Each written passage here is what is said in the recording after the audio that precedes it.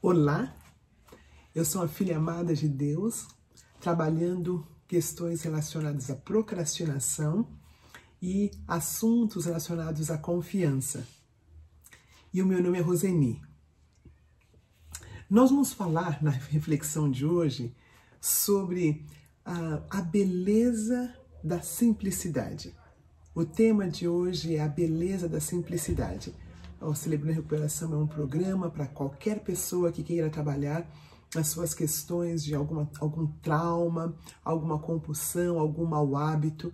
E nesse período da quarentena, nós estamos tendo algumas reflexões e logo em seguida nós dividimos para os nossos grupos de apoio. Então, logo após o nosso tempo aqui, você fique conosco, teremos um louvor e logo em seguida o nosso tempo de partilhar. Tá bom? Mas eu gostaria que nós lêssemos juntos Mateus capítulo 6 e eu vou começar a leitura do versículo 25. Fala assim: Portanto, eu lhes digo, não se preocupem com a sua própria vida, quanto ao que comer ou beber, nem com o seu próprio corpo, quanto ao que vestir. Não é a vida mais importante que a comida e o corpo mais importante que a roupa? Observem as aves dos céus. Não semeiam, não colhem, nem armazenam em celeiros. Contudo, o Pai Celestial as alimenta. Não têm vocês muito mais valor do que elas? Quem de vocês, por mais que se preocupe, pode acrescentar uma hora que seja à sua vida? Por que vocês se preocupam com roupas? Vejam como crescem os lírios do campo. Eles não trabalham, nem tecem. Contudo, eu lhes digo que nem Salomão, em todo o seu esplendor, vestiu-se como um deles. Se Deus que veste assim a erva do campo, que hoje existe e amanhã é lançada no fogo, não vestirá muito mais a vocês, homens de pequena fé. Portanto, não se preocupem, dizendo o que vamos comer, ou o que vamos beber, ou o que vamos vestir, pois os pagãos é que correm atrás dessas coisas. Mas o Pai Celeste sabe que vocês precisam delas. Busquem, pois, em primeiro lugar, o reino de Deus e a sua justiça, e as demais coisas vos serão acrescentadas. Portanto, não se preocupem com o amanhã, pois o amanhã trará as suas próprias preocupações. Basta a cada dia o seu próprio mal. Queridos, quem imaginou que haveria um momento em que uma das maiores cidades do mundo, com mais de 12 milhões de habitantes, estariam sem sequer um shopping aberto? Quem imaginaria que a mesma cidade, centro gastronômico do país, estaria sem sequer um restaurante aberto? Quem imaginou que nós teríamos dificuldades para viajar, independente de termos valores ou não, mas irmos para a Europa, irmos para a Disney, irmos para o norte do Brasil, que seria inviável? Quem imaginou que nós teríamos dificuldades em participar de algum concerto, algum show, alguma exposição? Porque é o país da cultura, é a cidade da cultura. E mais do que isso, quem sonhou que nós teríamos dificuldade, ou não poderíamos, na maioria dos casos, ir para o local de uma igreja? Não parece um sonho, não parece algo que é um pesadelo? Mas está acontecendo, está acontecendo. Quem diria que um vírus, que algo da escuridão, seria exatamente o que estaria abrindo os nossos olhos para tantas coisas que nós não víamos antes? a beleza da simplicidade. Sem shoppings abertos, eu não consigo minhas roupas de marca. Eu posso realmente pedir, né, para ser entregue em casa, mas o shopping em si está fechado. Mas mesmo se estivesse aberto, mesmo se eu tivesse essas roupas novas de marca, eu não teria para onde ir, porque as casas de show e os concertos estão todos fechados. O que é que nós temos aprendido? Nós temos aprendido a sermos protagonistas da nossa própria história. Nós temos aprendido a ser protagonistas da vida educacional dos nossos filhos.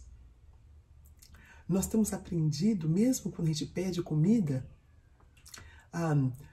remotamente, nós temos aprendido a sentar e comer com a nossa família. Nós temos aprendido a entreter-nos. Nós temos aprendido a fazer joguinhos com a família, com os nossos filhos.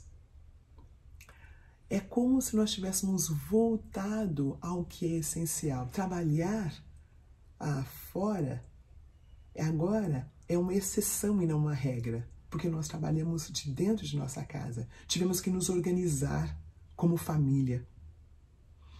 Como é que algo tão malévolo tem nos ajudado a ver as coisas de um jeito tão mais clara? Mas o que tem também me chamado a atenção nesse período é que as coisas estão redimensionadas. O que é que de fato nós estamos com grande necessidade? Um salão muito importante aqui em São Paulo, um chain, né? Um grupo de salões, sendo liderados por esse grande cabeleireiro, ele falou: a mulher brasileira está aprendendo a tingir a raiz do seu cabelo, a fazer hidratação. Olha que interessante. A dar um tapa na unha, a se virar. Nós temos aprendido várias maneiras de lidarmos com o novo. E essas maneiras que estamos lidando com o novo são mais simples. Não são tão sofisticadas. Nós temos aprendido a fazer umas coisinhas na casa. A gente pede alguma comida de fora, mas também nós temos aprendido a fazer algumas coisas. Nós temos aprendido a brincar com os nossos filhos. Como é que um vírus tão malévolo, como algo tão difícil, tem nos dado clareza? Como é que nós temos observado a beleza da simplicidade? Algumas brincadeiras de esconde em casa. Algumas questões que eram tão claras para os nossos avós e não eram claras para nós agora. O que é que nós temos almejado de fato? Temos nos virado com a raiz do nosso cabelo, com as nossas unhas, temos aprendido a fazer uma comidinha, a pedir algumas comidas fora, sentados à mesa. É muito interessante que, no que diz respeito às igrejas, não são sermões exegéticos profundos que têm feito falta, porque o pessoal da comunicação das nossas igrejas estão fazendo com que aquele sermão de domingo chegue no nosso celular, na nossa televisão em casa. O que é que nós estamos sentindo falta de fato, amados? Tem um termo que o nosso povo nordestino fala que eu acho tão lindo. Estamos sentindo falta do cheiro, daquele cheiro no cangote do nosso irmão, da nossa irmã. Estamos sentindo falta de entrarmos na casa dos nossos pais, dos nossos avós e os convidarmos para ir na nossa casa ou irmos até a casa deles e comermos aquela refeição em família. Estamos sentindo falta daqueles abraços que a gente tinha antes, mas era tão comum que a gente nem sentia falta. Aquele irmãozinho, sabe? Aquele irmãozinho chatinho da igreja, sabe? A gente sente falta dele, do abraço dele. Queridos, nós temos sentido falta da beleza do que era normal e nós nem pressentimos que era normal. Temos sentido falta da simplicidade, daquele café com um amigo, com uma amiga, aquele café a vivo e a cores, aquele toque, aquele abraço. Esse período é aquele que está nos ajudando a voltar ao centro, a voltarmos à beleza da simplicidade, a voltarmos a apreciar o belo, o que era comum, e porque era comum, nós achávamos que não era importante. A pergunta mote de hoje é, o que é que eu quero manter depois da quarentena? O que é que eu tenho aprendido agora, durante a quarentena, durante o isolamento, que eu quero manter para depois? Que eu quero que perdure na minha vida? E eu pensei um pouquinho sobre isso, e no meu caso, eu gostaria de perdurar com uma agenda mais tranquila. Eu gostaria de ter uma agenda mais tranquila, na qual eu não saia tanto, na qual eu tenha mais tempo de estudar, de orar, de ficar comigo mesmo. Eu vi uma mensagem algumas semanas passadas que fala que a nossa alma, ela é tão vagarosa quanto um camelo andando. Então, é interessante, queridos, mesmo depois dessas semanas de isolamento, a minha alma ainda não chegou. Eu ainda não tô completamente tranquila. Eu tinha corrido tanto que minha alma tinha ficado lá atrás. E uma das coisas que eu quero manter, depois da quarentena, depois do isolamento, depois desse vírus, é manter uma agenda mais equilibrada, sair menos.